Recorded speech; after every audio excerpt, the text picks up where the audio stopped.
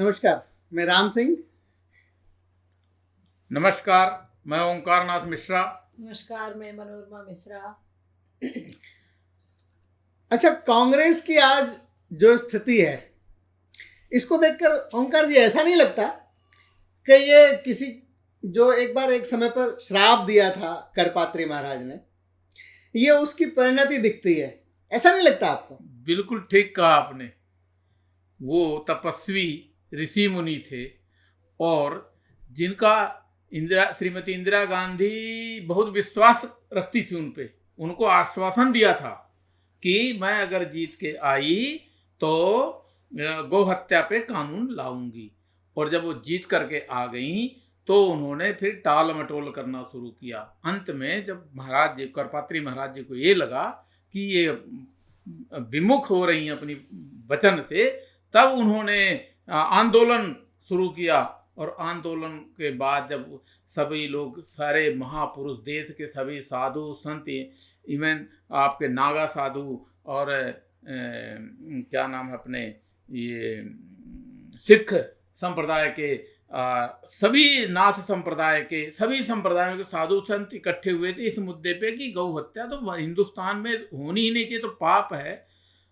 और एक बात बताऊं, वो जो हत्या हुई थी गोपाष्टमी थी। हाँ, गोपाष्टमी थी, बिल्कुल ठीक कह रहे हैं आप। गोपाष्टमी कार्तिक मास की। और गोपाष्टमी वाले दिन जिस दिन हत्या गौ पूजन करते हैं सब लोग, वो गौ पूजन करते हैं, उस दिन गौ हत्या हुई। और उनका मतलब एकदम से करपात्री जी महाराज, मतलब वो शरीर उनका कांप गया था, किंग कर्तव्य विमूढ़ हो गया कि इतना बड़ा धोखा। तब उन्होंने बहुत कातर मन से, बहुत व्यथित मन से, जब साधु संतों, अरे सरकार तो ऐसी उल्टी सीधी करे 5-7 लोग मरे होंगे, जबकि जो अपुष्ट खबरों के साथ उस समय कम से कम 1000 के ट्यून में लोगों के, पता नहीं कितने जो अधमरे थे उनको भी वो बसों में डाल दिया, वो ट्रकों में लाद के कहाँ ले गए आज तक नहीं पता लगा। और इस खबर को मीडिया ने उस समय के जो भी रहा हो उसको बड़े व्यवस्थित तरीके से उसको दबा दिया गया। अच्छा, ऐसा मुझे शायद ध्यान आ रहा है कि करपात्री महाराज के जो शिष्य थे जी, उन्होंने ये कहा था कि लगभग 5000 लोग मारे गए। हाँ, भीड़ थी, लेकिन इस बात को कहीं दिखाया नहीं जाता कि 5000 लोग मरे थे। कहीं नहीं। पहले तो श्रीमती इंदिरा गांधी ने कह दिया था कि मरे ही नहीं, कुछ घायल हुए बस जी, और कुछ लोगों को जेल में डाला गया है। बिल्कुल सही कह रहे हैं। लेकिन ये खबर उन्होंने जब कही तो कुछ लोगों ने, लेकिन उनकी बात को भी दबा दिया गया, ऐसा लगता है। जी जी, वही जो दबी हुई बात थी, क्योंकि वो तो सिद्ध पुरुष थे, वो उन्होंने देखा था, उनके सामने सब कुछ हुआ था। इन्हीं की वजह से जब छुपाया भी जाने लगा, एक तो आपने बात नहीं मान रही हैं, दूसरे जो घटित हो रहा है उसको आप छुपा रही हैं, इसी से वो बहुत ही व्यथित हो करके, और यह श्राप उन्होंने दिया था और उसका दुष्परिणाम आज दिख रहा। उन्होंने कहा था 100 वर्ष लग जाए बेशक, लेकिन इसका परिणाम आपको देखना पड़ेगा। और वही उसी का ये परिणाम है कि आज जो कांग्रेस की दुर्गति हो रही है उसके लिए और कोई जिम्मेदार नहीं है। वो जो कृष्ण भगवान कहे ना, कर्मण्येवाधिकारस्ते, तो जैसा कर्म कर रहे हैं ना, फल तो भुगतना पड़ेगा। अच्छा मनोरमा जी, आपको एक बात तो ध्यान में होगी कि इंदिरा गांधी जी करपात्री जी महाराज और विनोबा जी की बड़ी इज्जत करती थी, बहुत मानती थी उनको, मंचों पर भी आशीर्वाद लेने जाती थी और चुनाव के समय भी उनसे आशीर्वाद लेने गई थी। लेकिन एकदम से ऐसा आपको क्या लगता है कि एकदम से वो विमुख हुई और उन्होंने उनकी बात नहीं मानी, करपात्री महाराज को जेल में डाल दिया? ऐसा क्यों किया होगा उन्होंने, आपको क्या लगता है? वो सत्ता की लालच में, सत्ता का इतना नशा था उनको कि सत्ता के लिए वो कुछ भी करने को तैयार थी। गौ हत्या करवाना, साधु संतों से विमुख होना, इमरजेंसी लागू करना, इमरजेंसी के टाइम नए नए नौजवानों को पकड़ करके नसबंदी करवाना, नई महिलाओं का नसबंदी करवाना। लेकिन मुसलमानों की नसबंदी नहीं हुई, उस टाइम भी नहीं हुई। हाँ। मुसलमानों के लिए कोई कानून नहीं था। ये बिल्कुल आप ठीक कह रहे हैं। मुसलमानों खाली हिंदू लड़कों को, हिंदू महिलाओं के साथ नसबंदी, जिनकी शादियां नहीं हुई थी उनकी पकड़ के नसबंदी हुई। ये मेरे सामने की बात है। मैं भी गोरखपुर सदर हॉस्पिटल में मैंने बात देखी थी, तब मैं पढ़ाई कर रही थी उस टाइम गोरखपुर यूनिवर्सिटी की। और साधु संतोष देवरहवा बाबा की यहाँ भी जाती थी इंदिरा गांधी, प्रयाग में जब माघ मेला में कुंभ लगता था। लेकिन देवरहवा बाबा से विमुख हुई, विनोबा जी से, करपात्री जी महाराज से, और गौ हत्या कराई, नसबंदी कराई, और जो भी उनको करना था आरएसएस वालों को सबको उठा उठा के जेल में डाला, नजरबंद किया, संघ पर प्रतिबंध लगाया, और जो करना था उनने सब कुछ किया। आज उसका फल कांग्रेस भोग रही है। कहते हैं पुण्य का हमारा जो बैलेंस होता, बैंक बैलेंस, वो हमारे अगली से अगली पीढ़ी भुगतती है, तो सारा पुण्य खत्म हो गया, पाप का बैलेंस रह गया है। उनकी अगली, उनका ये जो पार्टी का पलीता हो रहा है कि उनका सब लिपा पोती हर राज्यों में हो रही है, कोई भी उनका नाम लेवैया नहीं रह गया है, कोट के ऊपर जनेऊ पहन रहे हैं, और साधु संत नकली साधु बन के मंदिरों मंदिरों भटक रहे हैं, गंगा में जा रहे हैं। जितने बहुरूपिया रूप बनाने हैं वो सारे कांग्रेस के लोग कर। बिल्कुल। अच्छा ओंकार जी, ऐसा नहीं लगता कि कई बार हमको ये लगता है कि भाई द्वारिकाधीश, द्वारिकापीठ के शंकराचार्य अलग और जगन्नाथपुरी के अलग, ऐसे कई सारे शंकराचार्य अपने अलग अलग स्थान पर थे। लेकिन ये जो गौ हत्या वाला मामला था कि गौ हत्या बंद होनी चाहिए, इसके माध्यम से सारे संत एक साथ मंच पर आए, और इनको लेकर कौन आया? करपात्री जी महाराज, है ना। अच्छी तरह याद है मुझे कि चांदनी चौक पर एक सभा हुई थी जी, ठीक है जी, ऐसा हमारे बड़े बुजुर्ग भी बताते हैं, साधु संत भी बताते हैं। वहां सब लोग इकट्ठा हुए, बड़े बड़े नाम, इनको इकट्ठा करने के बाद, और मजे की बात यह कि उसमें सिख भी आए, निहंग जो जी, उनको भी इकट्ठा किया माधवाचार्य करपात्री जी महाराज ने। आर्य समाज को भी इकट्ठा किया, बौद्ध समाज को भी इकट्ठा किया, सबको इकट्ठा करके लाए, और सबने एक राय से कहा कि भाई गौ हत्या बंद होनी चाहिए। क्योंकि मुगलों ने तो बहुत किया था, उसके बाद अंग्रेज आए, इन्होंने भी कत्ल खाने शुरू करा दिए जी। तो संतों को यह लगता था कि अब देश आजाद हो गया, गौ हत्या बंद हो जाएगी। बिल्कुल। लेकिन हुआ नहीं ऐसा, और कब तक नहीं हुआ? 1966 तक नहीं हुआ। 66 तक नहीं हुआ। तो ऐसा क्या लगा इंदिरा गांधी को कि भाई इतना बड़ा हिंदू समाज है, उसके बाद भी सारे संतों की बात नहीं मानी गई? आखिर वो कौन सी बात थी जिससे इंदिरा गांधी मजबूर थी? उनको ये लगता था, जो मेरे समझ में आ रहा है, कि हिंदू तो मानी जाता है। हाँ, ये बात ठीक कह रहे हैं आप, है ना। और अगर बंद कर दिया तो मुसलमान छिटक जाएगा। उन्हें लगा हिंदू तो बटा हुआ है, ये तो कहीं कुछ इधर जाएंगे, कुछ उधर जाएंगे, और अपने आप को वो लोग स्थापित ब्राह्मण मानते थे, अभी भी मानते हैं। वो क्या जो जनेऊ लेके चलते हैं। तो दिक्कत ये थी कि उन्हें लगता है कि हम तो हिंदुओं का वोट तो हमें मिल ही जाएगा, कुछ न कुछ मिल जाएगा। अच्छा, एक और है, तब वोटिंग परसेंटेज कम थी, और 20-25% जो पा जाता था वो जीत जाता था। उन्हें लगा मुसलमानों का थोक के भाव वोट मिलेगा ही मिलेगा, और हिंदू बटा हुआ कुछ मिल जाएगा, और हमारी जीत हो जाएगी। कोई महिला वोट डालने जाती, महिलाएं जाती नहीं थी, सही कह रहे हैं। तो क्या उन्हें लगा, उन्हें मतलब था कि राज सत्ता मेरे हाथ में होनी चाहिए कैसे भी। तो उन्हें ये आसान लगा होगा कि हिंदुओं का थोड़ा बटे रहते हैं, इनको कोई जो कह दिया, मतलब करपात्री जी महाराज जैसे सिद्ध पुरुष से वायदा किया था इन्होंने, उसके बावजूद भी जो और कि हम गौ हत्या बंद करा देंगे। अच्छा, आपने अभी मुस्लिम समाज की बात की। बिल्कुल। मुझे एक बात ध्यान आई है कि पहले कांग्रेस का चुनाव चिन्ह जो है 2 बैलों की जोड़ी हुआ करता। जी, ठीक है ना। हाँ। उसके बाद फिर गाय और बछड़ा हो गया। हाँ। लेकिन इसके बाद ये जो हाथ आया, कुछ लोगों का ऐसा कहना है कि इस्लाम में हाथ का एक निशान है, उसके कारण से कई सारी चीजें उसके माध्यम से दर्शाई हुई हैं। तो श्रीमती इंदिरा गांधी ने वो जो इस्लाम को खुश करने के नाते से चुनाव चिन्ह अपना हुआ हाथ किया। वो भी बायां हाथ है। हाँ, दाहिने हाथ आप ध्यान से देखेंगे ना तो बाएं हाथ का पंजा है। आशीर्वाद का जो स्वरूप होता है वो दाहिने हाथ से होता है, वो बायां हाथ है। आप ध्यान से देखिएगा। ये बात बिल्कुल, ये बहुत कम नोट करते हैं, जो आपने बात नोट की, बहुत बढ़िया बात कि दायां आशीर्वाद वाला दायां हाथ होता है, वो बायां हाथ है। बिल्कुल, बहुत अच्छा। ये वही है। उन्हीं जैसे मुस्लिम लोगों में हाथ उल्टा धोते हैं, वजू करते हैं ना, क्या करते हैं तो उल्टा धोते हैं, हम सीधा धोते हैं, वो उल्टा धोते हैं। तो वो जो उल्टा हाथ है वो मुस्लिम लोगों का ही। बहुत बढ़िया बात, मतलब ये बहुत कम लोगों को पता होगा जो ओंकार जी आपने बताई, बहुत अच्छी बात बताई। अच्छा, एक बात और मुझे लगती है, मतलब मेरा अपना सोचना है, मैं इसको नहीं। करपात्री महाराज ने जैसे कहा, जब उन्होंने दृश्य देखा कि वो बेचारे निहत्थे तो थे जी, संत सारे तलवार लेके थोड़ी गए थे, बंदूक लेके थोड़ी गए थे, वो तो संसद पर धरना देने के लिए गए थे कि भाई आपकी आंखें खुले। लेकिन आज जो लोग ये कहते हैं कि भाई लोकतंत्र की हत्या हो रही है, हाँ, जो लोग कहते हैं कि लोकतंत्र की हत्या, वो सीन उनको अगर याद दिलाया जाए कि लोकतंत्र की हत्या आज हो रही है, उस समय हुई थी। निहत्थे लोगों पर गोलियां चलाई गई, पहली बात चली थी, गोलियां चलाई आजाद भारत में संतों पर, जो केवल समाज का काम करते हैं जी।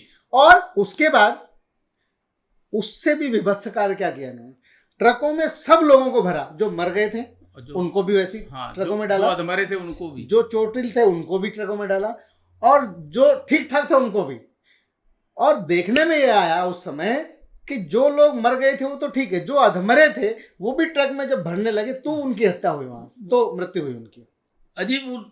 अभी जो हम ऐसे दृश्य को देख करके हम तो, जब करपात्री जी महाराज ने कहा था कि ऐसी ही दुर्दशा तुम्हारी होगी, तो आप अगर उसके खानदान का दृश्य देखेंगे तो कैसा दिखता है? यही दिखता है। आप देख लीजिए, सामान्य मौत तो सिर्फ नेहरू अपनी मौत हुई थी, अन्यथा कहना नहीं चाहिए किसी के बारे में, भगवान ने कहा किसी को, लेकिन पूरे खानदान में देखे तो सामान्य मृत्यु तो नहीं, दुर्घटना में सब मरे। इंदिरा गांधी तो, और संजय गांधी तो, राजीव गांधी तो, आप देख लो, मतलब खून बहा पूरी तरह से। वो एक दृश्य जो है वो करपात्री जी महाराज संतवाणी थी, वो आत्मवाणी है उनकी, सिद्ध पुरुष, वो सिद्ध पुरुष थे। आत्मा दुखित हो गई थी उनकी, रो पड़ी थी।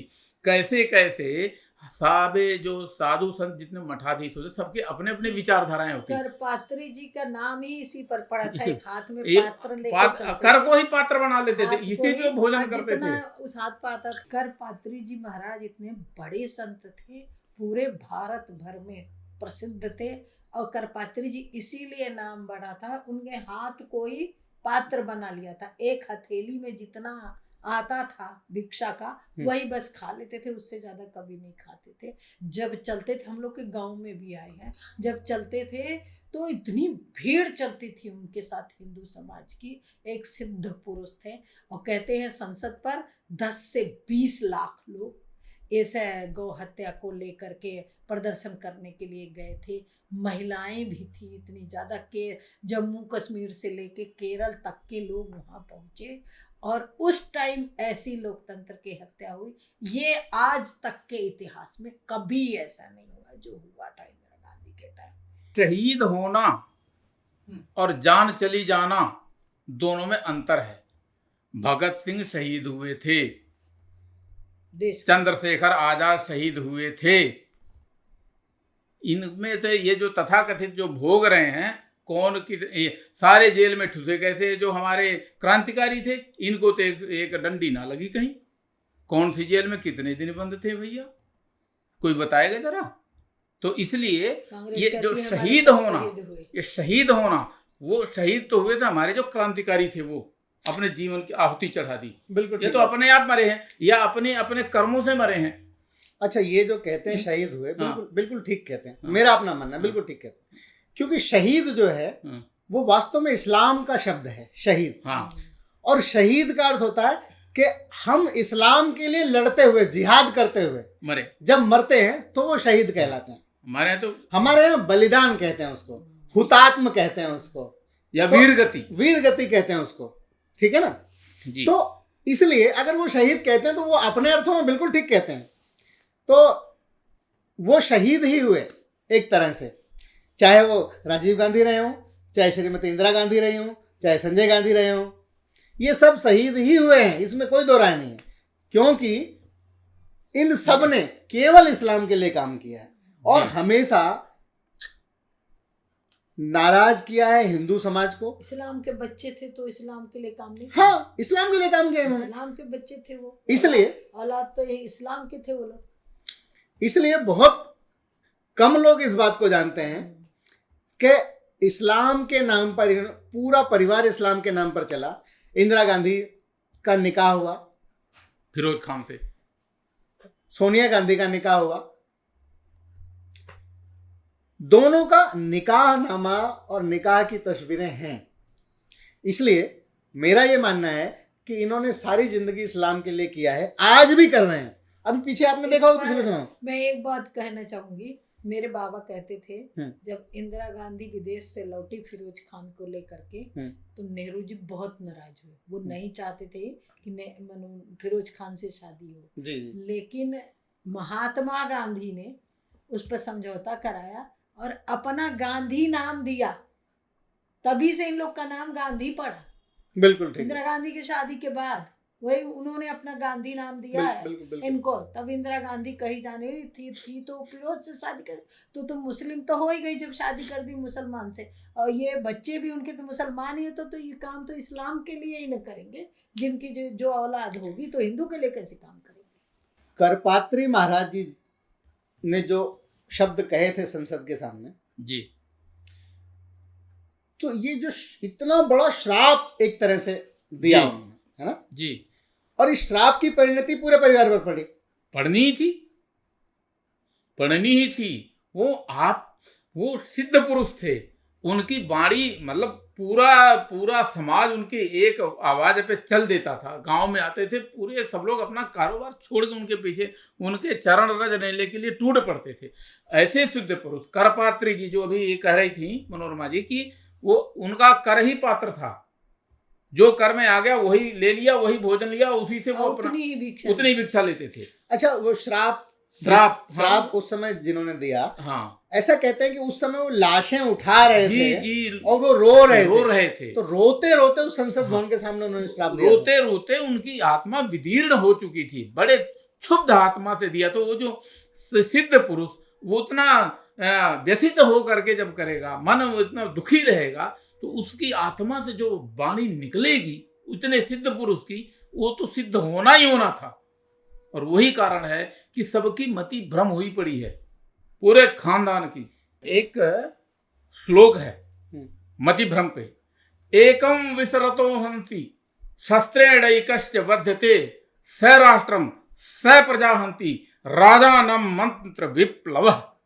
यानी विष का प्राशन करने से एक बार एक व्यक्ति मरेगा, शस्त्र से एक मरेगा, लेकिन अगर राजा का मंत्र विप्लव हो जाए ना, उसका मन भ्रमित हो जाए, तो पूरी प्रजा, पूरा देश भ्रमित हो जाता है। वो समझदार में मेरा देश पड़ा रहा 70 सालों तक।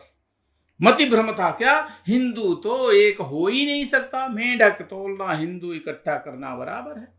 और इसलिए हिंदुओं की परवाह नहीं करना, और मुसलमान तो वो थे ही थे अंदरूनी, ऊपर से वो नकली जनेऊ पहन करके जनेऊधारी बने हुए। अच्छा, इसलिए ये भुगत रहे हैं ये लोग। अच्छा, मुझे एक बात ध्यान में आती है कि ये जो घटना है साधु संतों की, ये ना आम समाज को नहीं पता। कुछ विद्वानों को तो पता है, कुछ लोगों को, हाँ, आम समाज को नहीं पता। आज मंदिरों में भी लोगों को, साधु संतों को नहीं पता कि इतनी बड़ी घटना हुई, नहीं पता, ठीक है ना। तो क्या ऐसा हो सकता है कि ये जो 7 नवंबर 1966 को जो ये घटना घटी जी, इसको हम संत दिवस के रूप में, गौ दिवस के रूप में, गौ रक्षा दिवस के रूप में, या गोपाष्टमी को ही है, गोपाष्टमी के दिन था 7 नवंबर को जी, तो इसको हम क्या हिंदू समाज बड़े स्तर पर इसको जन जागरण कर सकता है। इस नाते से गौ हत्या बंद होनी चाहिए जी, होना ही चाहिए, ऐसा कानून लगना चाहिए। जो गोपाष्टमी है ना, उसको इसी रूप में मनाना चाहिए कि हमारे इतने बलिदान हुए, हमारे संत पुरुष महापुरुष, और वो गोपाष्टमी का दिन था, इसलिए गौ सेवा, क्योंकि गौ सेवा से ही गौ को तो उसके तो जीते जी और मरने के बाद भी हर चीज इतनी उपयोगी है, इतनी सदुपयोगी है, उसका उपयोग किया जा सकता है। इसलिए गौ हत्या तो हर हाल में बंद होनी ही चाहिए, और इसको समाज में जागृति की जरूरत है, और हम ही आप मिलकर इस जन जागरण को आगे बढ़ाएं, और गोपाष्टमी को गौ संवर्धन दिवस के रूप में मनाया जाए। बहुत बढ़िया। तो अपनी चर्चा आज कुल मिलाकर इस विषय पर कि ये जो 7 नवंबर का दिन है, ये गौ रक्षा दिवस के रूप में गोपाष्टमी की, अथवा गोपाष्टमी के दिन, कार्तिक की गोपाष्टमी शुक्ल पक्ष में आती है, और वो मनाई जाती है। बहुत बढ़िया। और कार्तिक में कार्तिक मास भर सब पूजा पाठ सब लोग गौ पूजन करते ही करते हैं। उस दिन विशेष याद रखनी चाहिए इस बात को, इस घटना को भी उससे जोड़ना जोड़ना चाहिए चाहिए। और पूरे देश भर में एक हाँ, क्रांति आनी चाहिए। हर साधु संत उपदेशक विचारक पंडित सबके मुंह से ये वाणी निकलनी चाहिए। बिल्कुल। तो हम सब लोग समाज में इस बात को फैलाएं। आज की अपनी इस चर्चा का अंतिम लक्ष्य यही होना चाहिए और परिणाम भी ये निकलता अपनी चर्चा का जी कि ऐसा एक दिवस बनना चाहिए। ठीक है जी। फिर हम लोग मिलेंगे किसी नए विषय के साथ। बहुत अभी तक धन्यवाद। नमस्कार। नमस्कार। बहुत ज्वलंत विषय और हृदय को छूने वाला विषय उठाया। बहुत बढ़िया।